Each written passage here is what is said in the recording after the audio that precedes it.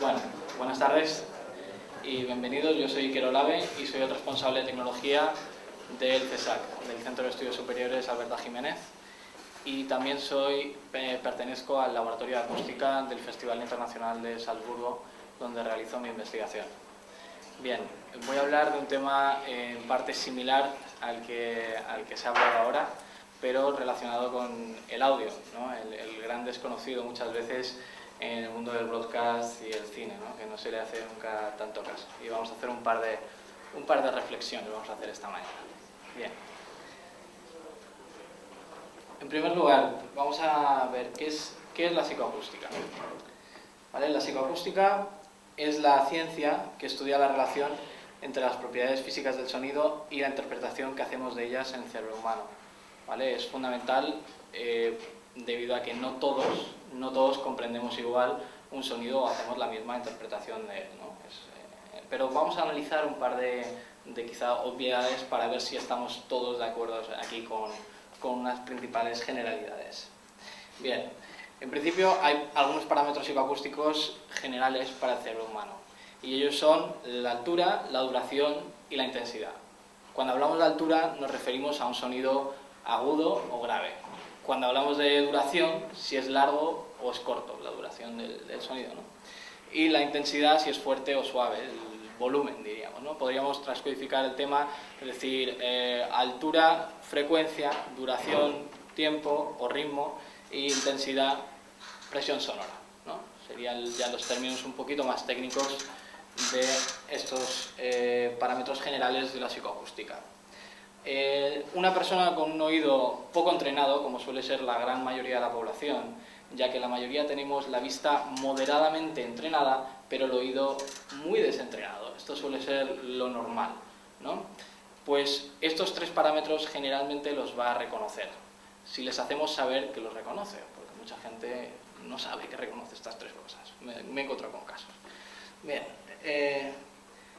luego ya tenemos parámetros psicoacústicos más específicos, ¿no? Y de aquí ya deducimos lo que se llaman escalas psicoacústicas, ¿vale? Hay parámetros como son la presencia, la naturalidad, la localización sonora, la preferencia, etc. Todos estos parámetros se tienen que definir con muchísima claridad para que sepamos exactamente a qué me refiero yo con la presencia, ¿no? Porque yo digo presencia y otra persona entiende por presencia otra cosa. Y si ponemos una muestra sonora y decimos, venga, analicemos presencia, ¿qué valoración voy a hacer de la presencia? Pues igual yo le pongo un 5 y el otro un 4 y no estamos entendiendo lo mismo, ¿no? Por lo tanto, es muy importante definir bien esto. Y para eso hay un procedimiento en el que entraremos un poquito más adelante. Bien, pero primero vamos a entender un poco cómo funciona la cadena sonora hasta que llega al cerebro. Bien, tenemos en primer lugar nuestra oreja, ¿no? Que entra la onda sonora por el canal auditivo, y luego empieza la parte mecánica, ¿no? Para que la onda se convierta en un impulso mecánico tiene que pegar contra el tímpano, pasa por la cadena de huesecillos y finalmente en la cóclea es donde se hace la conversión, ¿vale? Donde está el conversor, por decirlo de alguna manera, a el nervio óptico, ¿no? Y ya llega un impulso eléctrico finalmente al cerebro, ¿vale? Hasta aquí todos tenemos una anatomía del oído en principio muy similar, ¿no? Y nos llegará un impulso al cerebro que será el que va a hacer la interpretación de esa onda sonora que nos ha llegado, ¿vale? Bien, aquí tenemos una audiometría. En primer lugar, la gráfica que veis arriba es una audiometría. En la izquierda he puesto la gráfica del oído derecho, mal hecho, pero bueno, lo he hecho así. Y a la derecha he puesto la audiometría del oído izquierdo. Y os fijaréis que en la audiometría del oído izquierdo tiene una pérdida a partir de los 3 kHz. ¿Por qué es importante esto? Porque si vamos a hacer cualquier tipo de estudio, lo primero es coger nuestra muestra de oyentes y hacerles una audiometría. Porque me puede decir, sí, yo tengo muy buen oído, tengo una audición excelente, pero tú no tienes un buen oído, lo que tienes es que te has adaptado muy bien a la herramienta que tienes. O puedes creer que tienes buena vista, etcétera, etcétera. Y no solo eso, porque igual me engaña muy bien haciendo la audiometría y ese día tiene un buen día, etcétera, etcétera. Entonces, para eso tenemos los test ABR, que son los que veis en las gráficas de abajo, que son test en los que enviamos un impulso eléctrico a partir del tímpano y nos devuelve el cerebro, ¿vale? Es Auditory Brain Response, ¿vale? Simplemente nos dice que desde el tímpano al cerebro le está llegando un impulso eléctrico. Y con qué intensidad le llega y los milisegundos de retardo que hay, que tienen que ser, en estas tres ondas, tienen que ser aproximadamente iguales para todos los humanos. Entonces, este es el test de la verdad, realmente decir, tu oído funciona, ¿vale? Es un test, ya no me puedes engañar con esto. Entonces, estos dos tests los tenemos que pasar a cualquier oyente que vaya a participar en una muestra de un test psicoacústico. Bien, la audición humana, mucha gente tiende a pensar que es estereofónica, pero luego dice, anda, pero voy al cine, yo oigo un surround, y digo, entonces, ¿cómo oigo yo, no? No es ni estereofónica, ni es surround, ni el 7.1, no tenemos que actualizar códecs a lo largo de los años, por lo tanto, oímos de manera binaural tridimensional, tenemos esta gran suerte. Bien, eso es fundamental saberlo. Y cuando hacemos cualquier tipo de test, tenemos estas cabezas que veis aquí, que son cabezas binaurales, para intentar emular al máximo nuestra audición. Y generalmente suele ser la señal piloto con la que trabajamos, ¿vale? Bien, como veis aquí tenéis la referencia de un patrón 2.0 y de un 5.0 surround. Y hoy vamos a hablar de el sonido, la referencia sonora más escuchada, que es el 2.0 estéreo, porque por muchos sistemas surround que vayan saliendo, 5.0, 7.2, 7.1, etcétera, etcétera, 22.2 o 20.2, como ha nombrado mi compañero, al fin y al cabo tenemos dispositivos móviles que van saliendo cada día y todos ellos son estereofónicos o con emulación binaural o con emulación de canales ambiente surround, etcétera, etcétera. Entonces, a nivel mundial, la escucha sigue siendo estereofónica. Se hizo un intento hace 10 años de regalarnos a todos un sistema surround, en la casa no cabía, había que tirar el cable por todo, la escucha surround, la experiencia surround no era buena y claro, el sistema surround se sigue haciendo en muchos países de una manera muy profesional, pero en la casa todavía a nivel amateur no ha entrado de la manera que hubiéramos querido la gente que nos dedicamos a esto en el mundo profesional, ¿no? Por eso se está incidiendo mucho en coger señales surround e intentar crear canales ambiente que pueden crear una experiencia sonora un poco más envolvente. Bien, vamos a seguir adelante viendo dos sistemas de estos envolventes, como son el SRS, que se utiliza para dispositivos móviles, para iPads, para cualquier dispositivo que tenga la capacidad de tenerlo implementado, como también una televisión puede tener sistema SRS. Básicamente lo que hace es coger las dos señales que recibe del producto audiovisual y crea dos canales ambiente que van a tener un retardo, ¿no? Básicamente se tiene que inventar los canales surround de alguna manera. Y con esto intenta que tengas una sensación un poquito más envolvente, por decirlo de alguna manera. El Dolby Virtual Speaker es algo similar, ¿no?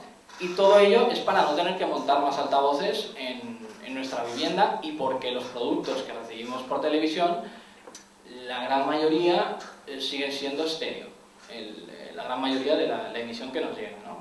Creo, igual me confundo, que en España la producción en surround no es un fuerte en este momento. Igual que conozco muy bien la producción en surround de otros países como Austria y Alemania, porque participo en ella, en España me da la sensación de que no es el plato fuerte en este momento. Bien, entonces, bueno, ahí vemos también el gran problema que tienen los posicionamientos de audio, que siempre hay el sweet spot o el posicionamiento ideal para escucharlos, como nos pasa en el cine cuando vamos, que decimos, vamos a buscar buen sitio, tanto para ver la pantalla como para escuchar el sonido, ¿no? También para escuchar el sonido, sí. Entonces, lo mismo pasa con los sistemas estereofónicos, que hay una posición que es la perfecta para tener la decorrelación exacta entre altavoces y tener la experiencia estereofónica que estamos buscando. Bien. Las escalas psicoacústicas básicamente son herramientas diseñadas para evaluar la percepción de una fuente sonora por el cerebro humano. Estas escalas se dividen en las cualidades, las que hemos nombrado antes, ¿no? Y estas cualidades se denominan atributos, ¿vale? Todas estas cualidades, como hemos dicho. Estas son completamente subjetivas, ¿no? Y para trabajar con cualidades subjetivas es muy difícil a la hora de hacer una evaluación. Por lo tanto, tenemos que pasar en encuestas que se evalúan de una manera muy rigurosa, a ciegas, repitiendo la misma muestra varias veces, etcétera, etcétera. Y cuando ya tenemos estos dígitos, ya podemos empezar a hacer evaluaciones aritméticas y finalmente estudios estadísticos sobre ellas, ¿no? La muestra no solamente tiene que ser grande, la muestra de oyentes, sino que también muy bien escogida. Como hemos visto antes, tiene que haber pasado un test auditivo, etcétera, etcétera, y también tiene que ser una persona con el oído entrenado dependiendo del test que estemos haciendo, ¿no? Vale. Bueno, ahora veremos un ejemplo psicoacústico. Estaremos de acuerdo todos que un violín afinado será de preferencia sonora positiva para todos y un violín desafinado de preferencia negativa, pero podríamos hilar muchísimo más fino si entrásemos en el uso de las escalas psicoacústicas. Ahora vamos a coger un ejemplo que ya diremos, aquí ya no estoy tan de acuerdo. Un martillo neumático será de preferencia negativo y un destornillador eléctrico, claro, si solo me das la opción de negativo y positivo, pues te diré que positiva, si tengo que elegir entre las dos, ¿no? Pero realmente no es agradable. Por lo tanto, ahí es donde tengo que hilar fino y si tuviese unas escalas psicoacústicas como toca, podría realmente definir exactamente a qué me refiero yo con el sonido de un destornillador eléctrico o el de un martillo mecánico, porque no estoy diciendo que sea positivo, no es lo que yo querría decir, ¿no? Es decir, es muy burda en este momento esta valoración. En condiciones acústicas, si estuviésemos haciendo una valoración, una orquesta sinfónica tocando la misma música en malas condiciones acústicas, en cambio, una orquesta sinfónica tocando la misma música en buenas condiciones acústicas, será una obviedad, pero me gustará la que está tocando en buenas condiciones acústicas y la que no me gustará. Bien, continuamos con estos ejemplos y ahora vamos un paso más adelante. Existen distintas técnicas para grabar música estereofónica y música en surround. Y esto es extremadamente importante para luego tener una percepción u otra. Bien, pues ahora pensemos que hemos grabado una orquesta sinfónica en la misma sala, la misma música, el mismo momento, ¿vale? Simultánea, con dos técnicas estereofónicas, ¿vale? Para evaluarla, ahí ya sí que necesitaría hilar muy fino y sobre todo tener una muestra de oyentes que esté muy bien preparada para notar la diferencia. Y para eso utilizaría las escalas psicoacústicas. Aquí os voy a hablar ahora, ¿se ven bien estas? Muy poco definido. Bien, pues habrá que emularlas un poco. Aquí os voy a mostrar ahora 4 técnicas estereofónicas muy estándar que se están utilizando desde los años 80 y las cuales he hecho mi estudio de revisión junto con el Laboratorio Acústico de Salzburgo para demostrar un tema que veremos ahora. En primer lugar tenemos una técnica en la que hay 2 micrófonos con un patrón directivo, ¿vale? Es decir, tienen una captación rechaza en la parte de atrás y están a 90 grados posicionados, ¿vale? Y coincidentes. Esto se llama posicionamiento XY. El segundo patrón es el AB y son 2 micrófonos de captación omnidireccional separados a 1 metro. El tercer sistema es un sistema ORTF que está separado por 17 centímetros y a 110 grados. Y el cuarto es el famoso sistema DECA, producido por el sello DECA en los años 70. Y tenemos LCR, que utiliza 3 cápsulas en vez de 2. ¿Vale? Entonces tenemos aquí estos 3 micrófonos separados por 2 metros el izquierdo y el derecho y a 1 metro la cápsula central. Bien, vamos a continuar con otro ejemplo ahora. Y volviendo al comentario que ha hecho mi compañero de las codificaciones de Spotify, ahora sí vamos a poner el ejemplo de 4 grabaciones en distintas técnicas estereofónicas y codificadas en 3 distintos sistemas. Una en 24 bits, ¿vale? Es decir, en calidad sin comprimir, ¿vale? Y a 48 kHz en Wave, otra en MP3 a 192 y otra en MP4 a 192. Y aquí haríamos un test psicoacústico sobre la grabación que hemos hecho, ¿vale? Entonces aquí ya entrarían muchísimos parámetros en uso, porque tendríamos 12 muestras, porque estoy grabando 4 técnicas estereofónicas codificadas en 3 sistemas. Y tendríamos que pasar el test sobre todas estas muestras. ¿Y esto en qué me puede ayudar? En que muchas veces yo me doy cuenta que tú escuchas una grabación, puede ser de jazz, puede ser sinfónica, puede ser de blues, y te das cuenta que si la reducimos de bitrate, dependiendo de la técnica estereofónica que se ha utilizado, empiezas a perder atributos. Y eso es fundamental a la hora de tomar decisiones, de decir, voy a hacer un producto online, voy a hacer un producto para audiófilos, voy a hacer un producto, etcétera, etcétera, ¿no? Entonces, aquí es donde yo insistiría y diría, una de dos, o nos ponemos de acuerdo. Generalmente yo entiendo que para el mercado masivo se coge el producto, se pasa por un encoder masivo, se pone una cadena de compresores y dice a distribución. Pero si queremos hacer un producto que realmente esté acorde con todas las plataformas, aquí es donde habría que obtener resultados y decir, no, es que a partir de 192, si empieza a reducir codificación, empieza a perder atributos de presencia. Igual habría que pensar en hacer una grabación en un RTF del patrón principal para no perder ese atributo. Por supuesto, es más trabajo, es más producción, más costes, eso sí, más calidad y más fidelidad. Y quizá eso empiece a aficionar al oyente. Porque a mí si me dan Spotify a 128 una grabación que yo sé, que la conozco porque la he producido yo, la ha producido un compañero y sé cómo está hecha, digo, ¿pero esto qué es? Me están destruyendo mi trabajo. Pero luego me voy a un distribuidor que me la distribuye en FLAC, que es un patrón de no comprimido de audio, y digo, ahora empezamos a ver las cosas. La gente que realmente valora la producción de audio, da igual si es en documental, si es en publicidad, si es en cine, si es en música, ahí es donde empieza a haber el interés en este tipo de trabajos. Básicamente lo que estamos haciendo es el trabajo inverso a los códecs integrados en las televisiones, que lo que hacen es cogen la señal que les llega y dicen, bueno, a ver lo que puedo hacer con esto. Y nosotros hacemos la inversa, decimos, no, desde el primer momento yo quiero asegurarme buena puntuación en los atributos que tengo, desde el primer momento. Nosotros hacemos la versión cara. La versión, no es que la otra sea la versión barata, porque es muy caro evolucionar un códec que te pueda hacer lo que te hace el Dolby, el sistema Dolby, el sistema SX, etcétera, etcétera. Es muy caro, porque les llega una señal y ellos se la curran para que sea algo, ¿no? Pero esta versión, digamos que es la cara, en el sentido de que desde el primer día de producción yo ya sé si va a gustar o no. Y continúo ahora para que veamos un poco cómo funciona. Bien, aquí ya tenemos escalas que están completamente evaluadas y están funcionando. Tenemos la escala de Berg, tenemos la de Zakharov, tenemos la de Thule y la de Gabrielson.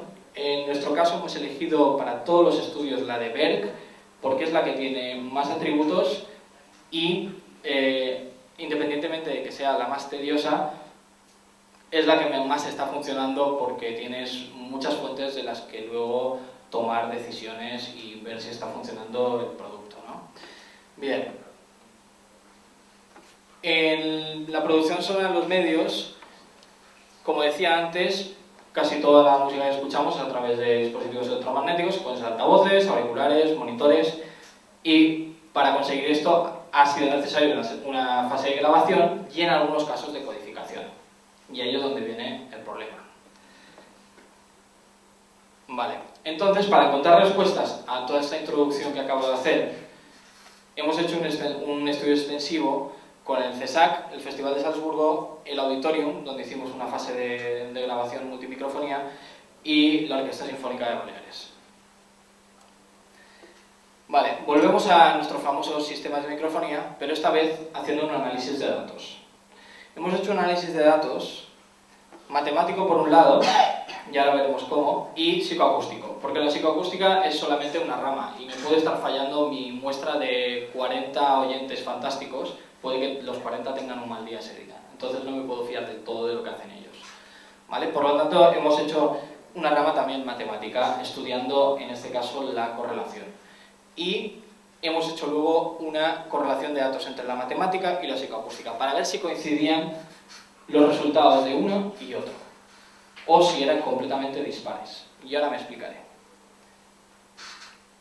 Bien, bueno, de la matemática, bueno, en la psicoacústica, como decía, hemos utilizado la escala de Berg, y en la matemática hemos sacado un nuevo valor, que le hemos dado el nombre de la Frequency Dependent Signal Correlation, o básicamente la correlación a través de la frecuencia, para que nos entendamos todos. Y finalmente hemos sacado conclusiones de estos dos parámetros. Vale. Hemos partido de la función de la correlación entre dos señales, que básicamente es de los dos micrófonos que hemos colocado, hemos calculado las similitudes o diferencias entre las señales que me están llegando. Es decir, tengo dos micrófonos uno al lado del otro, correlación es igual a 1, mono. Los tengo ya a un ángulo, cuidado, igual en frecuencias altas, al ser la longitud de onda un poco más corta, la correlación empieza a disminuir, ¿vale? En frecuencias bajas, al ser la longitud de onda muy larga, pues la correlación estará siempre cerca del 1, ¿vale? ¿Separo los micrófonos? Pues la correlación, cuidado, que en frecuencias bajas y medias quizá también no esté cerca del 1, ¿vale? Entonces, es así de sencillo el planteamiento, pero hacemos un análisis por filtros, ¿vale? Hemos hecho una función por filtros a través de la frecuencia, ¿vale? Para tener esos valores. Y luego eso lo hemos integrado con los resultados psicoacústicos para ver si había algún tipo de relación entre una cosa y la otra, o si estábamos perdiendo el tiempo o qué pasaba. Bien, empezaré por la conclusión. Hemos llegado a la conclusión de que la correlación 0,4 era la que más gustaba, en general, la media del 0,4 era lo que más gustaba al oyente. No quiere decir ahora que todo lo que grabe uno dice, no, si no está en 0,4 esto no sale al mercado. No, tampoco es eso. Pero sabíamos que había un grado de satisfacción, en torno al 0,4 había un grado de satisfacción. Bien.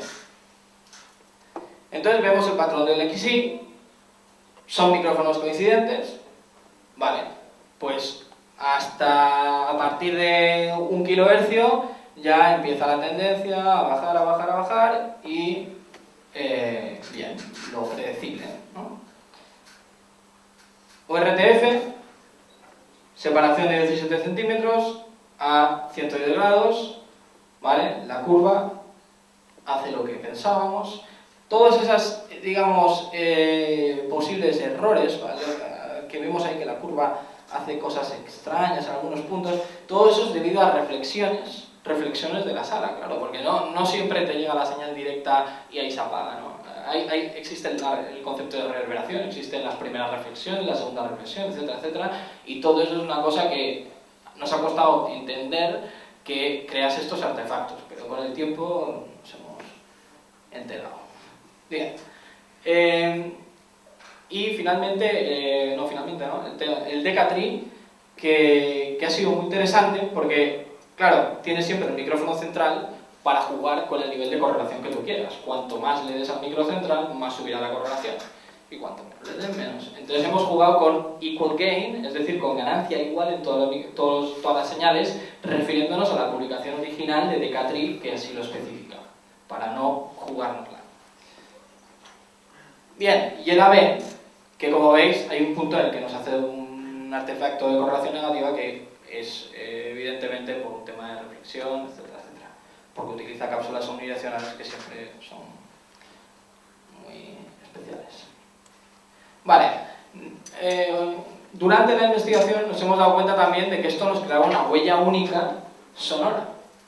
Es decir, puedo crear una huella única de cualquier audio que yo he grabado. Esto me sirve como huella de identidad de un audio. Tengo una grabación de una locución, de una banda sonora, de una música o lo que sea, que estamos en producción, y yo digo, me quiero asegurar de que no es una copia, de que no es tal. Es como el código de barras de ese audio, ¿no? Es una manera muy sencilla de tener ese código de barras que hasta entonces yo no sabía una manera de decir, igual que la gente en las fotos pone Raúl Domínguez, vale, pues yo no, con el audio esto yo no lo había visto nunca. Entonces es una manera de sacarte la huella, digamos, el soundprint de tu audio. Vale, y aquí tenemos ya las definiciones de los 13 atributos que nos da Berg y Rumsey, que son fundamentales porque todo el mundo tiene que referirse a lo mismo, que es lo que yo decía anteriormente. Y nuestro cuestionario, esto es una pequeña muestra de nuestro cuestionario, que lo repetían a ciegas y nos definían el mismo atributo 4 veces. Es decir, no me bastaba con que me contestasen a presencia una vez, porque igual ese día no estaba, o sea, no sabía a lo que se refería, no, me tenía que contestar 4 veces de distintas maneras combinando las parejas de esto. ¿Vale? Bien, aquí tenemos las respuestas a un poco de la parte psicoacústica y nos damos cuenta que en general A, B y D son los que más puntúan, excepto en 2 atributos. ¿Vale?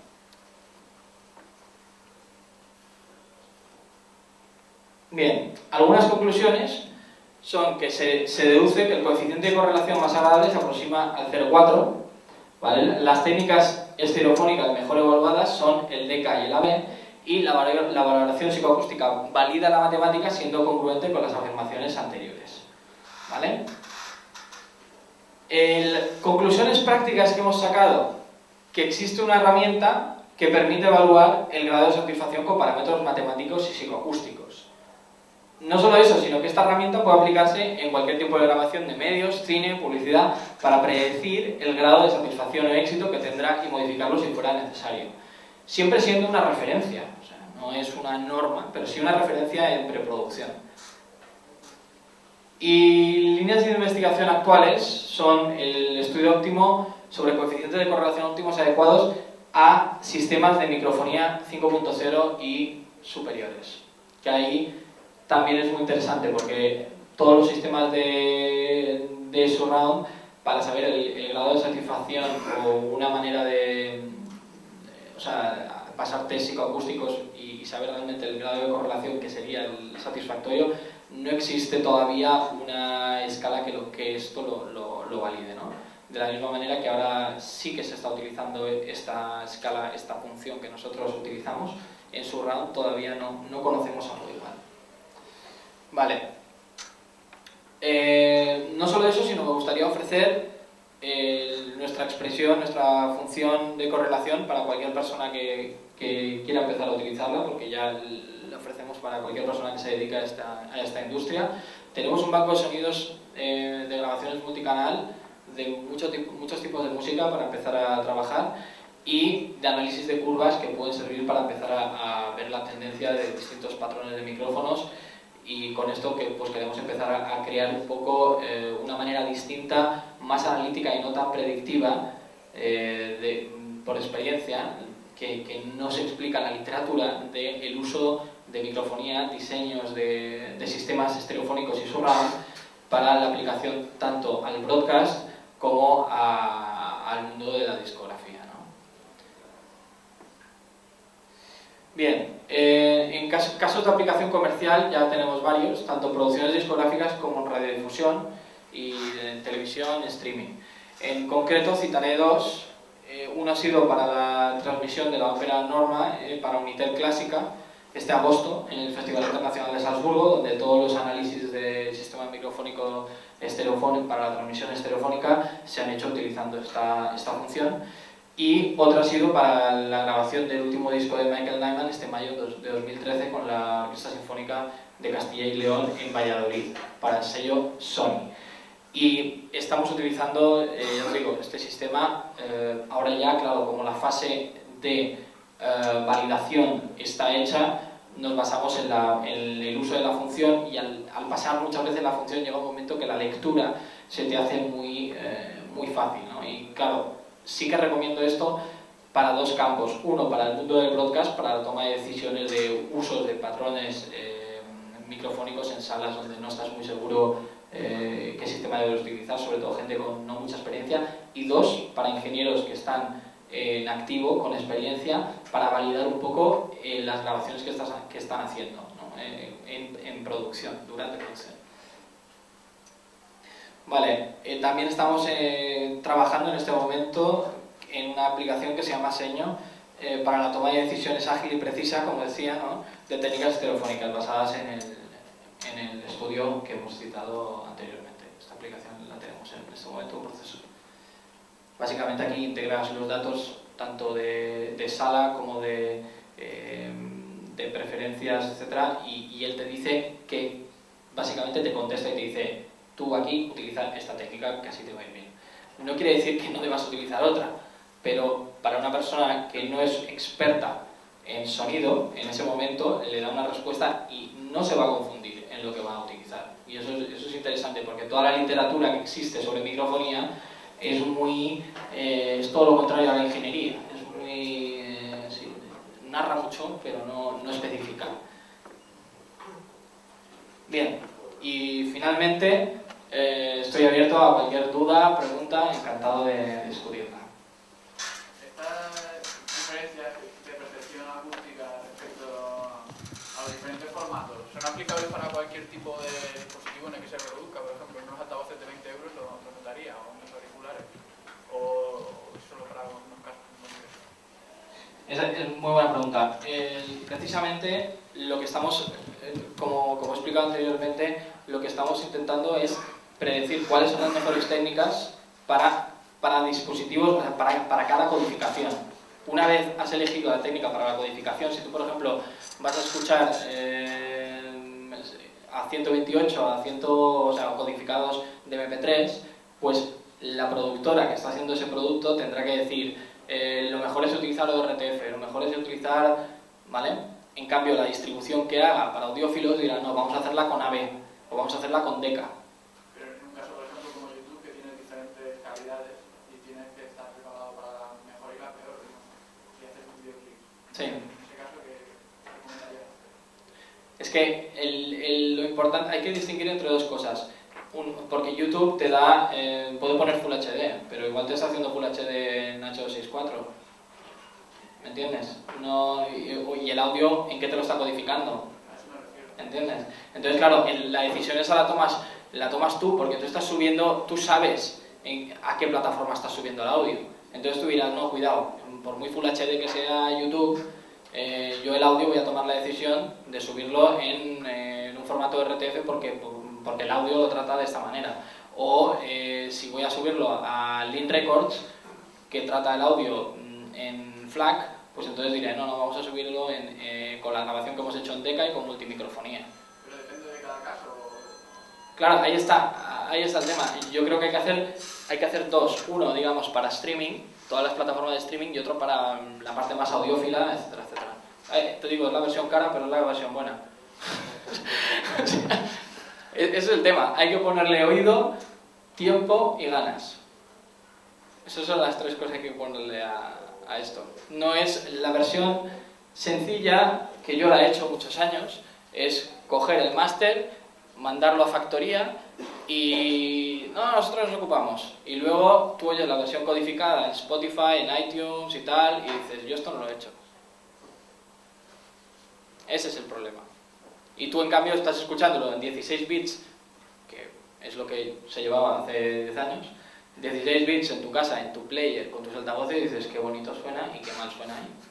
Y eso es lo que no quieres, porque tú quieres adaptarte al formato y al oyente y educarle, porque ahora lo que estamos haciendo es todo lo contrario. O sea, escuchamos la música peor que antes. Antes en todas las casas había un equipo de música, un altavoz izquierdo y un altavoz derecho. ¿Mejor o peor? Pero había eso. Y un player de CD o un player de vinilo, ¿mejor o peor? Y tú, cuando escuchabas música en tu casa, lo oías así. Ahora, bueno, somos destructores del sonido, en algunos casos. En algunos otros no. En algunos tenemos maravillas. Se hacen verdaderas maravillas. Pero existen los dos extremos, ¿sabes? Entonces, es una manera de intentar reeducar de alguna manera ese campo. Que estoy 100% de acuerdo en que no es nada rentable ni productivo en este momento. Una última pregunta. Sí. Yo ahora tengo una canción grabada, entonces yo quiero saber si la correlación se acerca a 0,4. Y en el caso de que no se acerque, o sea, primero, ¿cómo puedo saber que se acerca a 0,4? ¿O qué valoración? Pues lo tienes que analizar. Y en segundo lugar, ¿qué puedo hacer para ese ajuste? Es decir, ¿es posible en la postproducción hacer que se... En la postproducción es posible, pero todo lo que hagas va a ser inventarte información que no existe. Es decir, estarías haciendo el proceso que hacen muchas teles, muchos códecs implícitos en iPads, etcétera, etcétera, de inventarte información para intentar crear esa sensación espacial que no existe realmente. ¿Vale? Eso sería el proceso. Yo hago el proceso inverso. Yo digo, no, vamos a planearlo para que esto funcione. ¿Vale? Desde el principio.